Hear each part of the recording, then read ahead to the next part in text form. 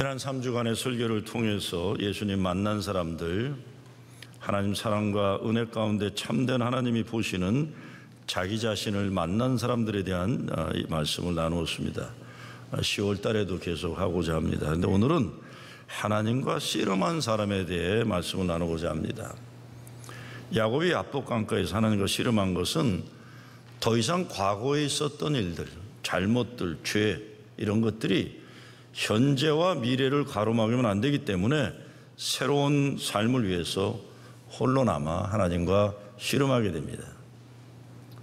어떤 사람도 인생을 살아가는데 지난날의 죄나 치명적인 잘못이나 아픔이나 상처나 장애나 콤플렉스나 이런 것 없는 사람은 없습니다. 이 세상에 문제가 없는 가정 없습니다. 겉으로는 멀쩡해 보여도 각양각색의 문제를 품고 살고 짊어지고 살고 질질 끌고 다니며 살아갑니다. 근데 문제는 문제가 아니라 문제를 딛고 일어서는 데 필요한 믿음입니다. 한 인생 살면서 문제에 짓눌려 사는 것과 문제를 이기고 믿음으로 승리하는 인생을 사는 것, 언젠가 결단해야 되는 우리의 선택입니다. 그래서 여호수아는 이스라엘 백성들을 향해서 나와 내 집은 하나님을 섬기겠다 선포합니다. 생명과 죽음, 저주와 축복 가운데 생명과 축복을 택하라고 외치기도 했습니다. 선택입니다. 믿음으로 생명을 선택하고 축복을 택하는 겁니다. 나는 저주를 거부하고 축복을 택한다. 나는 죽음을 거부하고 생명을 택한다. 나는 미움을 거부하고 사랑을 선택한다. 선언하는 겁니다. 하나님, 나 더 이상 과거의 노예가 되어 살지 않겠습니다. 하나님 열어주시는 은혜의 새 역사 살고 싶습니다. 하나님께 매달리는 겁니다. 이런 말을 들으면 어떤 분은 누가 그렇게 선택하고 싶지 않은 사람이 있나 할 수 있습니다. 그런데 선택하고 그렇게 결단하고 사는 것과 마음으로 바라기만 하면서 꼼짝 못하고 눌려 사는 건 다른 겁니다. 막연하게 바라는 것이 아니라 믿음의 선택이어야 합니다. 물론 쉽게 되지 않을 겁니다. 그래서 과거의 잘못을 정리하기 위해서 야곱은 야복강가에 홀로 남아 밤이 새도록 하나님의 천사와 생명을 걸고 씨름을 하는 겁니다. 밤새 외롭고 힘들게 천사와 씨름하면서 새로운 축복의 역사를 허락하지 않으면 절대로 놓지 않겠다고 고집하는 야곱에게 하나님이 이스라엘이라는 새 이름을 주신 겁니다. 야곱이라는 이름 자체가 쌍둥이로 어머니 뱃속에서 태어나면서 먼저 나오고 싶은데 자기보다 앞에 가는 형 에서가 있으니까 발뒤꿈치를 붙잡은 자다, 그런 얘기입니다. 그게 야곱이라는 뜻이에요. 발뒤꿈치를 붙잡은 자다. 그만큼 남보다 먼저 가지려고 하고 먼저 되려고 하는 욕망과 야망이 많았던 사람입니다. 그런데 그런 인생의 결과가 아버지 속이고 형 속이고 도망치는 신세가 되었던 겁니다. 그런데 인생의 후반기에 이르러서 형 에서를 만나려고 온 가족을 이끌고 새 역사를 향해 가고 있다가 불안한 거예요. 형이 나를 죽일지도 모른다, 과거 잘못 때문에. 그래서 마지막으로 야복강가에서 천사와 씨름을 합니다. 태어날 때부터 고집스럽게 자기만 하는 인간으로 살던 그가 깨달은 것은 자기가 저지른 과거의 죄, 그것 때문에 고향으로 돌아가지 못하고 끊임없는 방황하는 이방인으로 살아야 했던 그 역사를 청산해야 되겠다. 이거 아니면 새로운 미래가 안 되겠다. 하나님과 약속의 자리로 돌아가고 싶은 것입니다. 하나님이 야곱에게 주신 새 이름이 이스라엘입니다. 하나님 백성이다, 그런 뜻이지만 그 언어의 뿌리를 보게 되면 하나님과 겨루어 더불어 겨룬 자다, 하나님과 씨름한 자다. 그리고 또한 하나님 앞에 똑바로 서는 백성이라는 의미를 가지고 있어요. 하나님 앞에 똑바로 서는 백성, 이것이 합해보면 하나님 앞에 바로 서서 참 행복을 아는 사람들이라는 의미를 가지고 있는 겁니다. 우리도 하나님과 씨름하는 과정이 필요합니다. 하나님 천사와의 씨름이라고 하지만 나 자신과의 힘겨운 싸움입니다. 나의 문제를 해결하기 위해 나와 싸우는 과정이 필요한데 자꾸 피하고 도망다니고 숨기고 숨고 이래가지고는 한 발짝도 앞으로 전진할 수가 없는 겁니다. 내 안에 있는 나의 족과 싸워야 되는 거예요. 오늘 성경 말씀에서 우리가 해야 할 하나님과 야복강가의 씨름을 한번 생각해 보고 싶습니다. 첫 번째, 내 안에 있는 나를 믿음의 패배자로 만드는 족과 싸워 이겨야 됩니다. 인생의 패배는 사랑해야 하는 사람들을 사랑하지 못하고 아프게 하고 미워하는 겁니다. 거기에 나 자신까지 포함돼요. 나를 사랑하지 못하고 내가 나를 스스로 못난 인간, 못된 인간, 불행한 인간 만드는 모든 말과 생각을 포함한 인생의 패배적인 습관과 문화와 싸워서 이겨야 됩니다. 내가 하나님의 자녀인 것을 부정하는 불신, 싸워야 돼요. 그렇지 않으면 불신과 부정, 불만이 내 자신이 됩니다. 이겨내면 감사와 기쁨이 내가 되는 겁니다. 오늘 잘 알려진 대학 교수가 있어요. 어느 날 자기가 50에 이른 나이가 되니까 철이 들었어요. 그래서 아이고 일찍 홀로 된 어머니, 이제 좀 어머니를 좀 위해서 내가 좀 시간을 투자해야 되겠다. 어머니 찾아가서 엄마, 내가 이제 엄마 필요한 거를 일주일에 한 번씩 해줄게. 엄마 뭐가 필요해? 아유 나 필요한 거 없다. 난 너 잘 되는 것만 기쁨이다. 다른 거 필요 없어. 계속 얘기하니까 어머니가 전 그러면 내가 주일에 교회 가는 거 쉽지 않으니까 나를 좀 교회까지 데려다 주면 좋겠다. 돌아온 것도 문제니까 웬만하면 나와 같이 예배를 좀 드려달라. 어머니가 얼마나 살지 모르니까 딸이 그러기로 했어요. 처음 교회 나갑니다. 근데 처음에 가는 날이 장날이라고 문제가 생겼어요. 예배 잘 드리고 친교 시간에 앉아있는데 같은 테이블에 있는 여자들이 얘기하는데 보니까 이건 뭐 아이고 뭐 다른 사람 흉이나 보고 뭐 헐뜯기나 하고 뭐 이건 동네 정말 못난 여자들과 아무 차이가 없어요. 좀 조용한 자리에 앉으려고 좀 딴 데가 앉았더니 광고 시간에 어느 대학 교수라고 광고를 한 걸 알고 어느 장로가 오더니 내가 아들이 있는데 얼마나 돈 내야 그 대학에 기부 입학할 수 있냐고 또 그러니까 이런 또 속물이 장로인가 하고 또 이렇게 딴 데 간 거예요. 친교실을 나와서 조용한 곳을 찾았는데 큰 소리가 들려와요. 무슨 회의를 하나 본데 아니면 시장 바닥에서 하는 그냥 욕을 하고 삿대질하고 소리 질러야 되는 거예요. 교인들이. 깜짝 놀랐어요. 그래서 친교실에서 친구들과 재밌게 얘기하는 어머니 손을 붙잡고 엄마 갑시다. 다시 이런 개떡 같은 교회 오지 마세요. 내가 엄마 주일마다 일요일마다 소풍 데려가고 재미난 거 할 테니까 이런 거지 같은 교회 이제 다시 오지 마세요. 너 왜 그러냐? 내 딸이 엄마한테 얘기를 해줘요. 이렇다.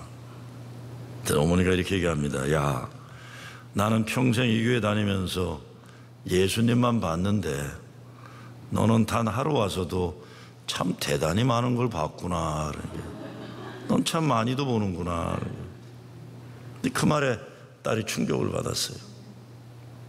어머니가 무식해서 그냥 복이나 빌고 할 일 없는 노인네들과 만나는 거 좋아서 교회 다닌 줄 알았는데 공부를 난 많이 했다고 생각하면서도 항상 부정적인 것이 먼저 들어오는 자기과 비교해서 우리 어머니가 이런 훌륭한 모습이 있구나. 그래서 어머니의 그런 마음과 눈과 생각을 배우려고 매주일 정성으로 어머니와 함께 교회에 다니게 되었다는 간증입니다. 선택입니다. 선택이에요, 여러분.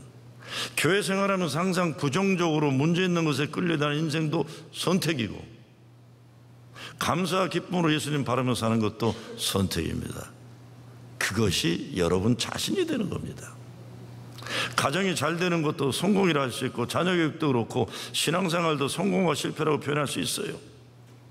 한번 여러분에게 제가 질문을 던져볼게요. 속으로 생각하세요. 밖으로 얘기하지 마시고 3가지 질문 던질게요. 잘 들어보세요. 첫째, 여러분 정말 성공하고 싶으세요? 속으로 생각하세요. 성공이라는 걸 나쁘게 보지 마시고 자녀 잘 가르치고 신앙생활 잘하고 인생 행복한 거예요. 자, 다시 질문합니다. 여러분 정말로 성공하고 싶으세요? 첫째 질문. 두 번째, 여러분이 성공할 자격이 있다고 생각하세요? 세 번째, 성공할 수 있다고 믿으세요? 자, 답하셨어요? 이 질문에 모두 네라고 대답할 수 없다면 여러분의 성공의 가망성은 빵점이에요. 선택이고 결단이고 믿음입니다. 다시 말씀드립니다. 선택이고 결단이고 믿음입니다. 존 맥크레이스라는 사람이 이런 말을 합니다. 사람이 성공하지 못하는 가장 큰 이유는 자신감의 결여와 자기의 불신이다. 그래서 자신감의 결여와 자기의 불신이다. 이것을 신앙적으로 재해석해 보면 하나님에 대한 믿음의 결여와 불신이에요. 하나님이 하시는 일인데 하나님을 믿지 못하고 하나님에 대한 자신감이 결여되어 있으니 성공하지 않기로 작정한 인생을 선택하는 겁니다. 자기 자신이 패배한 인생을 선택하고 살면서 가족들도 그런 인생 살도록 만드는 진짜 패배적 인생을 사는 사람들이 얼마나 많습니까? 어떤 사람이 낚시를 갔습니다. 낚시를 하는데 옆에 있는 사람이 잘 잡아요. 근데 고기를 잡으면 이렇게 재보더니 큰 거는 놔주고 조그만 거만 자기가 이렇게 담는 거예요. 그래서 물어봤어요. 아니 왜 큰 거는 좋은 거는 버리고 조그만 거만 이렇게 아이스박스에 담냐고. 그 사람이 네네 저희 집 프라이팬이 작아서요 프라이팬보다 큰 고기는 안 가져갑니다. 이렇게 되는 거예요. 근데 사실 많은 경우에 우리가 그렇게 살아요. 내 아들, 내 딸도 내 인간의 크기보다 더 크도록 도와주지 못하고 자기보다 못난 인간, 작은 인간이 되라고 강요하는 부모들이 얼마나 많은지 몰라요. 많은 못난 부모들이 그렇게 자녀들을 만드는 거예요. 너는 절대로 프라이팬보다 크면 안 된다. 어떤 사람이 낚시를 갔습니다. 이번에는 배를 타고 바다로 나갔는데 같이 간 친구가 부정적인 말을 입에 달고 사는 인간이에요. 배를 타고 바다로 나가려고 이제 발동을 거는데 친구가 이렇게 말합니다. It will never start. 발동 안 걸릴 거다. 발동 안 걸릴 거라 자꾸 그러니까 진짜 발동이 안 걸려요. 뭐 이런 친구가 다 있다는데. 근데 갑자기 발동이 부르릉 걸렸어요. 그래서 이제 바다로 가는데 또 이제 불평을 해요. It will never stop. 그런 거예요. 발동이 안 꺼져서 그냥 바다가 가도 빠져 죽을 거라는 거예요. 우리의 인생을 변화시키려면 마음도 생각도 긍정적인 신앙으로 바꿔야 하지만 언어도 그렇게 해야 됩니다. 언어도 얼굴 모습도 그렇게 바뀌어야 돼요. 여러분요. 이 남자들 가운데 특별히 여자보다 남자들 가운데 분노 조절이 안 되는 사람들 많아요. 분노 조절. 근데 그런 사람들 가운데 어려서 부모에게서 특별히 아버지에게서 인격 모독하는 말, 자존심 깎아내리는 말, 상처 주는 말 듣고 자란 사람들이 참 많아요. 몇 년 전에 40대 중반 교인이 결국은 분노 조절을 못해서 경찰한테 잡혀갔어요. 경찰에 잡혀가고 집안에 문제가 되니까 부인은 이혼하자고 난리고 그러니까 최종 해결안이 목사한테 상담을 좀 받고 더 하자 이렇게 됐어요. 상담을 받자. 상담을 하다 보니까 어려서부터 아버지가 저 자식 나가 되져라. 저거 밥 굶겨라. 아침부터 잘 때까지 어린 자기를 향해 욕을 했다고 하는 거예요. 근데 더 큰 문제는 아버지가 그러면 엄마라도 자기를 감싸야 하잖아요. 또 엄마까지 합세해서 자기를 조롱하고 무시하고 상처 주는 말을 아침부터 밤까지 한 거예요. 그래서 제가 얼마나 힘들었겠냐. 그렇지만 이 문제를 오늘의 문제를 어렸을 때 지난 40여 년 전부터 있었던 일이지만 이거 오늘을 위해서 내일을 위해서 부모를 용서해야 한다고 그랬어요. 근데 갑자기 그 남자가 못해요 목사님 그래요. 그래서 제가 그래도 힘들어도 부모를 용서해야만 된다. 그래야 네 가정이 살 수 있다. 아니요 목사님 그게 아니라요. 다 돌아가셔서 못해요. 아이고. 그래서 그러면 부모님 묘에 가서라도 용서한다고 말하라 하고 했어. 용서한다고 말 못하면 왜 나한테 그랬냐고 화라도 좀 내라 그래서 이 속에 있는 걸 좀 털어버려라. 참 가슴 아픈 사람들 많아요.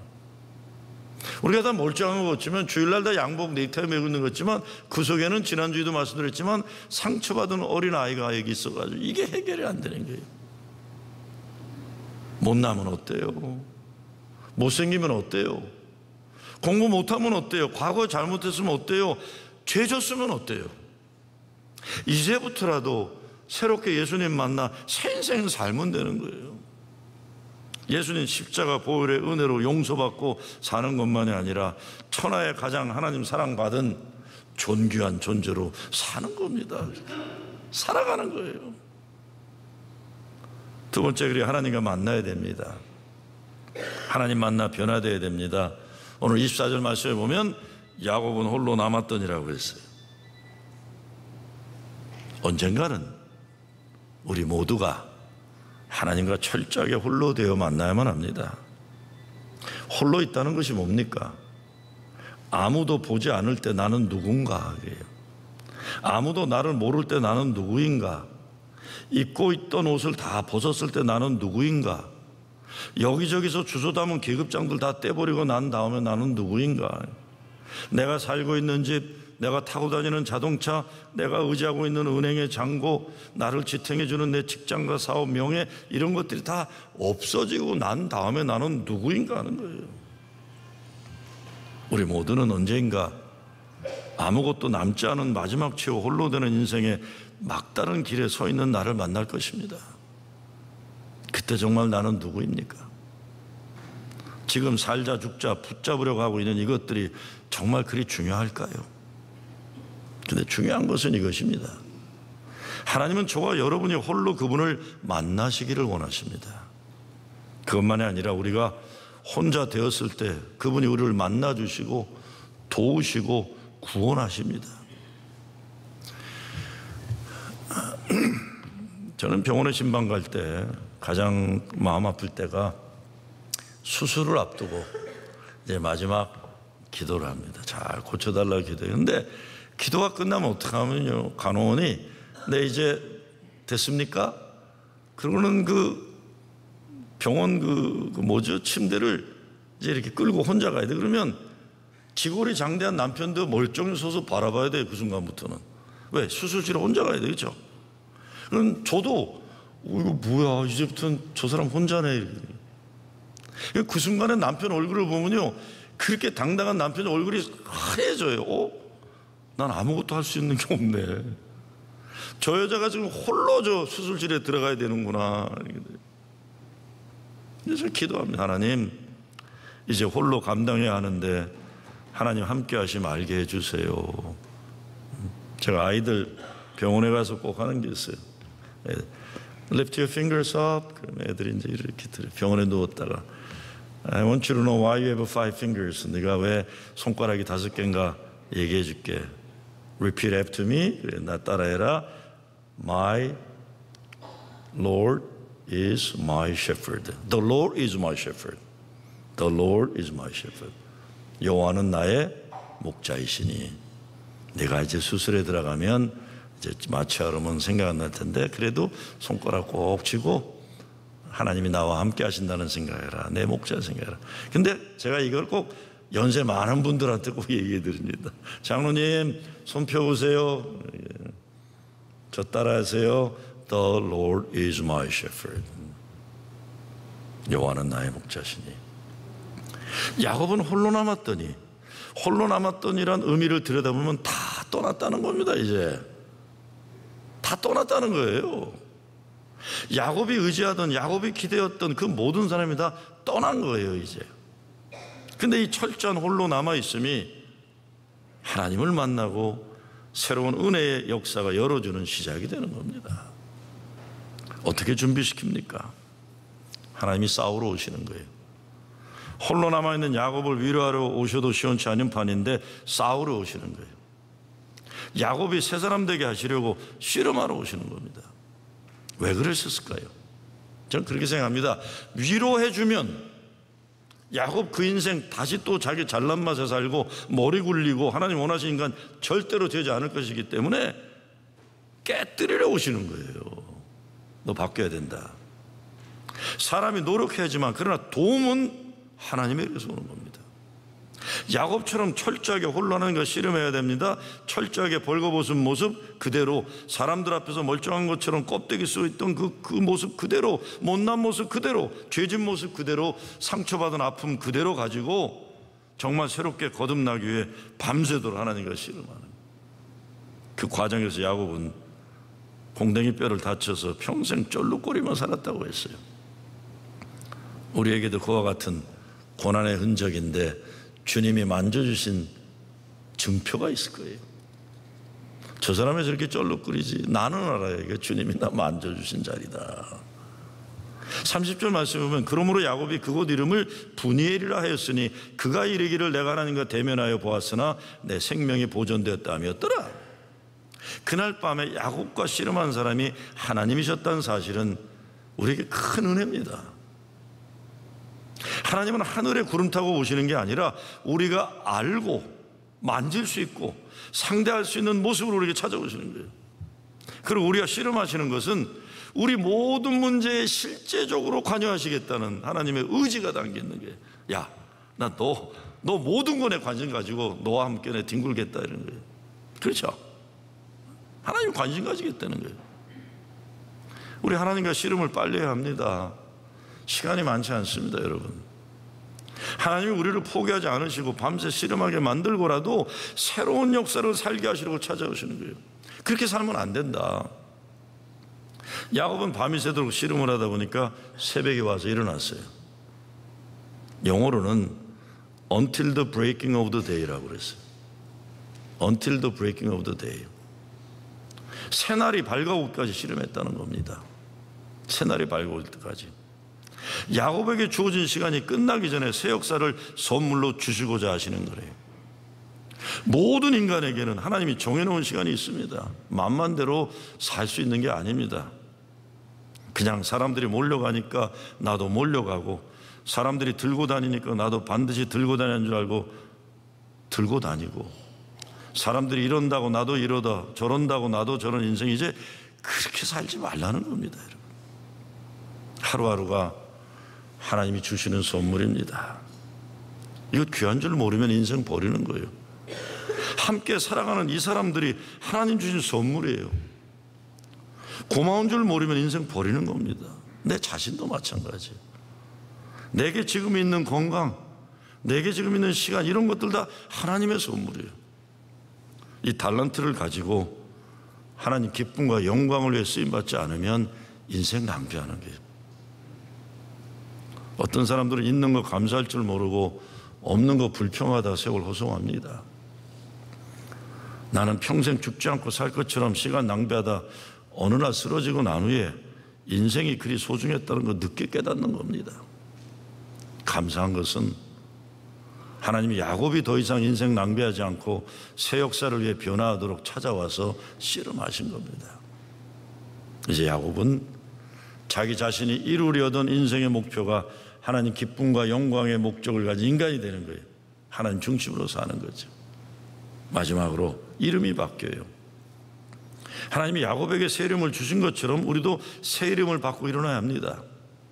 사람들이 여러분을 부를 때 저 도둑놈, 저 나쁜 놈, 사기꾼, 거짓말쟁이, 실패한 인간, 쓸모없는 것, 이런 이름으로 부르고 있었던 인생인데 이제 하나님이 씨름하고 나서 이름이 달라졌어요. 어떻게 달라집니까? 하나님이 살려준 사람, 예수님 때문에 행복하게 된 사람, 교회 다니면서 천하의 기쁨이 넘치는 사람, 이렇게 불려지는 거예요. 야곱이 이스라엘 되는 겁니다. 하나님과 씨름하여 승리한 자, 이게 되는 거예요. 근데 시간이 정말 많은 것 아닙니다.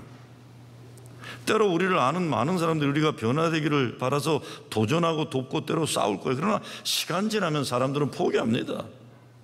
근데 야곱만이 아니라 하나님이 날이 새도록 씨름하셨다고 성경은 말해요. 야곱에게 주어진 인생의 기회의 시간이 지나기 전에 변화시키려고 날이 새도록 하나님이 씨름하시는 거예요. 왜 씨름입니까? 패배되는 인생 살아온 것에 대해 변명하고 해명하고 설명하고 이러한 시시한 일 그만하고 땀 흘려 씨름하여 고치라는 것이에요. 고치라. 마트마 간디가 이런 말을 했다고 해요. 영원히 살 것처럼 배우고 내일 죽을 것처럼 살아라 그랬어요. 잘 들어보세요. 영원히 살 것처럼 배우고 내일 죽을 것처럼 살아라. 라피 토케야가 쓴 책 제목이기도 한데 정말 그렇습니다. 영원히 살 것처럼 열심히 배우고 내일 죽을 것처럼 순간순간 하루하루 나의 모든 것을 귀하게 여기며 사는 것입니다. 근데 날이 새도록 씨름을 하는데도 야곱이 좀채 달라질 기색이 보이지 않으니까 하나님의 천사가 어떻게 합니까? 환도뼈를 쳐서 부러뜨려요. 다른 말로 하면 다리 몽둥이를 부러뜨리는 거예요. 다리 몽둥이를 부러뜨려요. 그런데 이것이 야곱의 인생의 가장 큰 축복이 되는 겁니다. 이제 하나님의 축복을 얻은 인간이 된 겁니다. 우리말에 그런 말이 있죠. 상처뿐인 영광이다. 그런데요, 상처뿐인 영광이에요. 정말 영광이 상처가 없는 영광이 있습니까? 상처가 없는 영광이 있어요? 상처가 있으니 그 영광이 큰 거예요. 상처가 부끄러운 것이 아닙니다. 상처가 없는 가정이 어디 있습니까? 상처도 없이 반질반질하게 자기를 보존하는 것, 이거 부끄러운 인생이에요. 자녀들 키우느라 몸과 마음에 영광의 상처 없는 부모들이 있어요? 속이 시커멓게 타들어가지 않은 부모가 있습니까? 사업 망하는 아픔을 경험하지 않고 순탄대로만 다니는 사업가 있어요? 있다고 해도 그런 사람 배울 게 없는 사람들이에요. 재미없는 사람들이에요. 목사들도 그래요. 반질반질하게 안전빵으로 목회하는 사람들, 아유, 저 목사인가 할 때 있어요. 고난도 알고 아픔도 알고 실패도 경험하고 쫓겨나 보기도 하고, 네? 쫓겨나 보기도 하고 어려움도 겪고 이런 과정을 거치고 목사가 돼야 은혜도 알고 사랑도 아는 거예요. 이 과정 가운데 부흥의 역사도 있고 하나님이 도우시는 도움의 손길을 우리가 은혜를 알 수 있는 겁니다. 실패하는 사람과 성공하는 사람의 차이점은 딱 한 가지라고 해요. 포기하지 않는 거예요. 포기하는 사람은 실패할 수밖에 없는 거예요. 이런 이야기가 있습니다. 개구리 3마리가 있는데 우유통에 빠졌어요. 우유통에. 첫 번째 개구리는 모든 것은 하나님의 뜻이라고 그냥 가만히 있다 빠져 죽었어요. 두 번째 개구리는 이 통에서 겨나가는 것은 불가능하다, 일찍이 포기하고 빠져 죽었어요. 세 번째 개구리는 비관도 하지 않고 낙관도 하지 않고 현실에 최선을 다하려고 했어요. 그래서 천천히 쉬지 않고 코만 살짝 우유 밖으로 내놓은 채 우유통을 뺑뺑 돌며 수영을 했어요. 한참 그런데 힘이 빠졌어요. 근데 힘이 빠졌는데 발에 조금 딱딱한 것이 부딪히기 시작했어요. 단단한 것이. 그래서 다시 힘을 추스리고 개구리 수영을 이렇게 하다 보니까 자기 다리로 설 수 있을 정도로 우유가 딱딱하게 굳어졌어요. 개구리가 열심히 헤엄치며 우유를 휘젓고 다니다 보니까 우유가 바다가 된 거예요. 바다가요. 버터가 된 거예요. 바다가. 그래서 우유통 바깥으로 기어 나왔다. 애들 동화 얘기입니다. 동화 얘기. 여러분 그거 아세요? 바다 한복판에서 배가 침몰하면요, 노인네들이 구조 확률이 높대요. 젊은 사람들은 기다리다가 이거 안 되겠다 그러고 수영채 나가다가 거기다가 그럼 뭐 지 힘으로 해볼래다는데 노인들은 힘이 없으니까 구명보트만 꼭 켜고 가만히 있대요. 가만히 있는 거예요. 왜? 구조대가 올 때까지. 그래서 구조 확률이 노인이 높다는 겁니다. 가만히 있기 때문에. 포기하지 않아야 산다는 것을 가르쳐 주는 거예요. 자기 힘으로 날이 새도록 씨름하던 야곱이 공댕이 뼈가 부러졌어요. 부러져서 휘청거리는 신세가 되는데 그때 어떻게 됩니까? 하나님을 꼭 붙잡고 놓지를 않아요. 이제 야곱은 하나님 붙잡은 손을 놓으면 끝장이라는 거야. 그래서 몸은 비틀거리는 신세가 되었지만 꼭 붙잡고 놓지 않아요. 그리고 사정을 하고 애원을 하고 간구를 하면 이게 기도예요. 나 축복해 주세요. 내 인생 변화시켜 주세요. 내 새 사람 돼야 내 가정을 살 수 있습니다. 나 좀 변화시켜 주세요. 나 좀 축복해 주세요. 야곱이 하나님 천사 붙잡고 놓지 않은 것은 생명 걸고 새 인생을 살겠다는 결단입니다. 하나님께서 바로 자기와 함께 씨름을 하고 계셨다는 걸 알고는 은혜가 넘쳐 이게 하나님이셨구나. 나 혼자 살아야 되고 나 혼자 씨름하는 세상인 줄 알았는데 하나님이 나와 씨름하셨구나. 하나님 감사합니다. 그래서 그동안 살아오면서 누구에게도 말하지 못한 마음속 가장 아픈 그것, 하나님께 이제 하나님 아시죠? 나 이렇게 살았습니다. 어쩌면 야곱은요, 자기 약점을 누구하고도 얘기 안 하고 살았을 거예요. 왜? 약점 보이면 안 되니까. 다 적군들이니까. 믿을 사람은 없었으니까 울고 싶어도 울지 않았을 거예요. 울면 사람들이 또 약점 잡을 테니까. 근데 야곱은 이제 하나님 앞에서 자기의 모든 걸 내려놓고 자기의 모든 걸 드러내는 거예요. 우리도 하나님께 내려놓고 내어놓아야 해요. 그래야 새롭게 살 수가 있습니다. 사람들 앞에서는 숨길 수 있어요. 하나님 앞에서는 다 내어놔야만 됩니다. 그때 하나님의 천사가 내 이름이 무엇이냐 물어요. 야곱이에요. 자기 살아온 과거를 얘기하는 겁니다. 나 야곱입니다. 사람들이 날 그렇게 부릅니다. 나도 그래서 그것이 내 운명인 줄 알고 살아왔습니다. 천사가 이제 너 야곱이라고 부르지 말아라. 너는 이스라엘이라 부르라. 더 이상 내 과거에 묶이지 말고 이제 새 축복의 인생을 시작하라. 새 인생의 목적과 생의 자화상을 가지고 살아라. 우리에게도 이게 필요합니다. 왜 아직까지 살려주시고 계시는지, 왜 아직까지 붙잡아 주시는지 이거 분명히 알아야 돼요. 이 과정을 통해 우리 자신이 누구인지를 다시 알게 되고 하나님이 우리 인생 속에 담아주시는 거룩한 목적을 회복하는 겁니다. 야곱을 통해 발견한 우리가 누굽니까? 요한일서 2장에 보면 이런 말씀이 있어요. 너희가 강하고 하나님의 말씀이 너희 속에 거하시고 너희가 흉악한 자를 이기었음이라.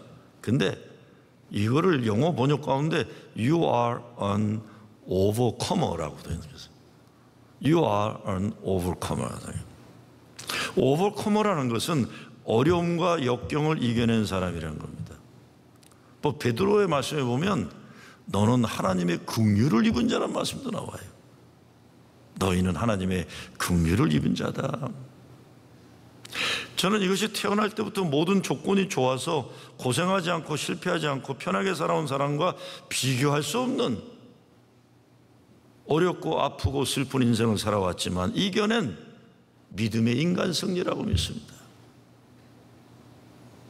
여러분은 어려움을 믿음으로 이겨낸 자들입니다. 하나님의 긍휼을 얻은 자들입니다. 야곱처럼 밤이 새도록 씨름해서 하나님의 축복을 얻는 여러분 되시길 주의 이름으로 축원합니다.